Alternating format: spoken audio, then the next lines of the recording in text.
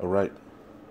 First and foremost, I want to start off by saying Barakatha Yahweh, Barakatha Yahweh Shai, Barakatha Yahweh, Barakatha Yahweh Shai, Barakatha Yahweh, Barakatha Yahweh Shai, Call Halal Yahweh, Ba'ashem Yahweh Shai, Ba'ashem Makah Quadash.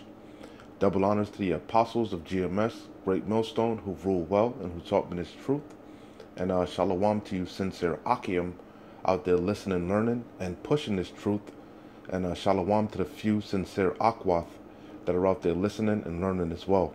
With that being said, I'm going to jump straight into this video. I don't want to ratazah. It'll be edifying. As usual, I'm going to go into Rakah Quadash.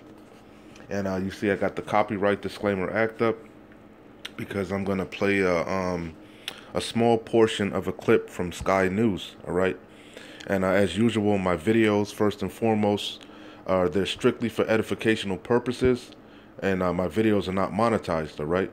You know, and that's why I had the copyright act up, all right? I'm gonna bring out a couple scriptures, but let's play the video first, and then we'll bang it out, all right? Again, let me put that copyright act up, all right? This is strictly for edificational purposes, not for monetary gain, all right? So this is a video from Sky News. It says EasyJet say airport disruptions are to blame for 114 million pound in losses. All right. EasyJet has said that airport disruptions are to blame for 114 million pound in pre-tax losses. Chief Executive of EasyJet, John Lundgren, said we can't. This is what caught my eye, because the guy interviewing, what you're gonna see, he was like, "Can you promise, no more, disruptions, Anyway, Salaki, you'll see. It said we can't help it if a patch of runway melts because of the heat and prevents departures, because it's all types of Yahweh Shem Yahweh Shai is throwing all types of monkey wrench in this man's program, man. Beautiful times we're living in. Anyway, let me stop blibbly blabbing. Here we go. Now, EasyJet has blamed recent disruption at airports after it reported a pre-tax loss of £114 million for the 3 months to the end of June. Well, that was despite the airline carrying 7 times as many passengers as in the same period last year. The loss was down from one of £318 million in the same period a year ago. EasyJet said the disruption chipped £133 million from its earnings. Well, joining me now is the Chief Executive of EasyJet, Johan Lundgren. Johan, welcome to you. After Turkish Airlines, you've had the worst cancellation rates this summer. Why is that? No, not if you're looking at an overall picture across the whole of the European aviation. You would have seen, from instance, that from the start of the June until middle of July as well, we actually been one of the better ones when it comes to the cancellations in there. So it depends on what better point in time you're looking. What is true, though, is that we did have some challenges, particularly around that first weekend of April and under the Queen's Jubilee weekend as well. But the actions and the measures we've taken is definitely working. And now we're running a stable program, very much in line with 2019. And I can just to finish that, to give you an example, over the weekend, we flew over 3,100 flights here. We didn't have a single cancellation in the UK, and over 39,000 flights from the start of July with normal levels of operation. Can you promise that there will be no more cancellations this summer? Have you got capacity where you need it to be now?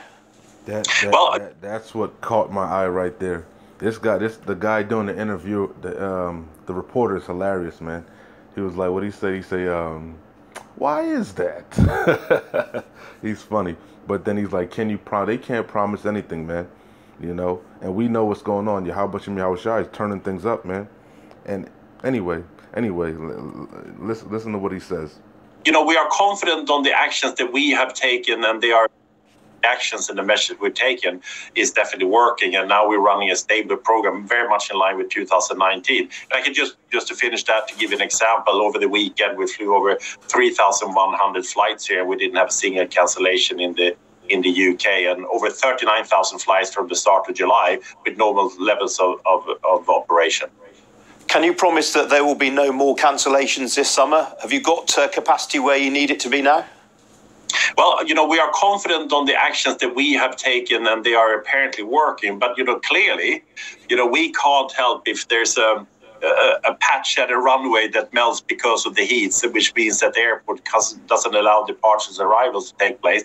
Those types of events, however rare they are, they will have a consequence. And equally, when there are shortages, for instance, around the air traffic control that causes delays, that could lead to impact also clearly on our customers, and have also, in the worst case, also cancellations. But I think from the actions that we have taken, we are now seeing that is working, and we got a program that is now stabilized very much in line with the 2019 levels of operation. Which is all BS. I'm gonna stop it there. You should keep watching, because the reporter is gonna lay even more into him. All right, because he was like, he's gonna bring out the fact that because of these layoffs and how they've been treating people, people are wary to come back to work. People are wary to even go and work for that. The flight industry. So hey, this place is through. This place is through. You heard the main point.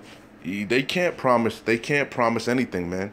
And we know no peace is coming, man. No peace, no rest. Things are not gonna get better. Things are gonna get worse, because ultimately, Yahweh Ba'Shem Yahweh Shai is visiting the world that He's made. And like Elder Apostle Tahar rightfully coined the year 2022, Yahweh Ba'Shem Yahweh Shai is turning up this judgment, turning up the heat. He's turning things up, man. All right. So just a couple scriptures, and I'm gonna close out. No need to make this long, man. Isaiah 57:21. There is no peace, saith my power, Yahweh Ba'Shem Yahweh Shai. All right. The power of Abraham, Isaac, and Jacob. The power of you tribes, Yasharallah, no other nation. All right. There is no peace, saith. I'll read it verbatim. There is no peace, saith my God, my power, Yahweh, to the wicked. And who is the wicked? We know the wicked is Esau, Edom, per Malachi 1:4. All right. And 2/3 of our own people are wicked as hell. All right. They're confederate with their daddy Esau, Edom. They're of their father, the devil. And therefore, they're going to get the same judgment as them. That indignation, that cup that is poured without mixture. Okay. Isaiah 48:22. There is no peace, saith the Lord Yahweh, unto the wicked. All right, and that's the point. Really, I wanted to bring out James. All right, because you can see that they're taking L's all over, man. All right, this place is through. A lot of it is being done by design by the wicked elite. Okay, to usher in this new enterprise, this crafty enterprise. I gotta be careful what I'm saying, but you know what I'm talking about. All right, this digital system, but also Yahweh Ba'Shem Yahweh Shai is forcing their hand. All right. You see, beautiful times we're living in. Beautiful times for the elect, horrific times for the wicked, and 2/3 of our own people. This is James chapter 5 verse 1. Go to now, ye rich men, because really that's chiefly who we're concerned with, the wicked elite. All right, the ruling class. All right, the oligarchs, the ones that you don't see, the so-called illuminated ones. The Gettys, the DuPont, the Vanderbilts, the Oppenheimers, the Rothschilds, so on and so forth. The wicked elite, the ones that really control things, man. And they hide, man, behind their corporations, their conglomerates and shit. They own the banking industry, the IMF, the Federal Reserve. They own everything, man. Job 9:24. The earth is given into the hands of the wicked. We know who's ruling. The chief house of Edom, Amalek. Okay? You see? So it says, go to now, ye rich men, weep and howl for your miseries that shall come upon you. There ain't no peace. Ain't no peace, man. Ain't no peace for the wicked. No rest.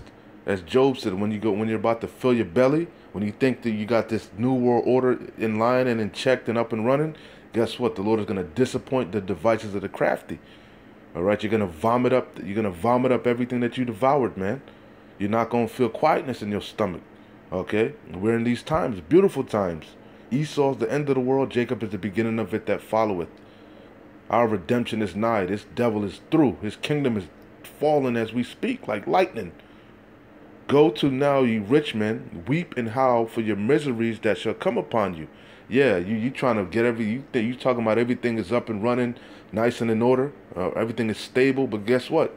The people are onto you. That man of sin is revealed. You're exposed.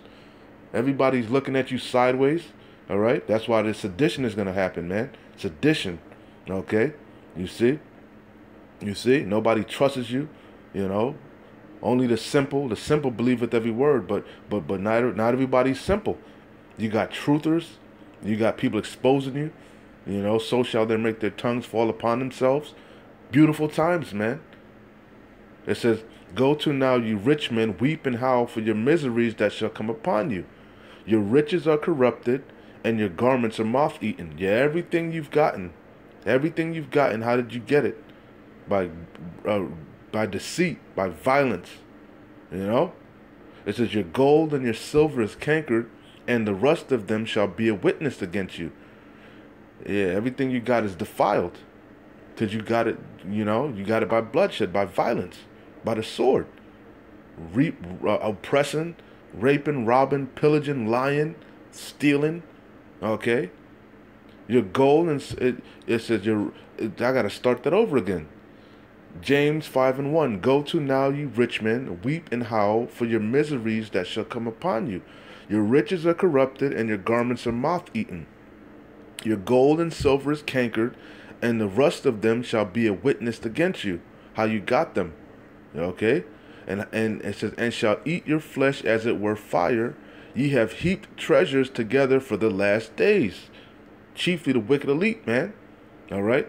That's why he's going to come down with great wrath, knowing that he had but a short time. Revelation 12:12. Behold, the hire of the laborers who have reaped down your fields, which is of you kept back by fraud, crieth, and the cries of them which have reaped are entered into the ears of the Lord of Sabaoth, Yahweh Shem Yahushai, the Lord of hosts, the Lord of armies.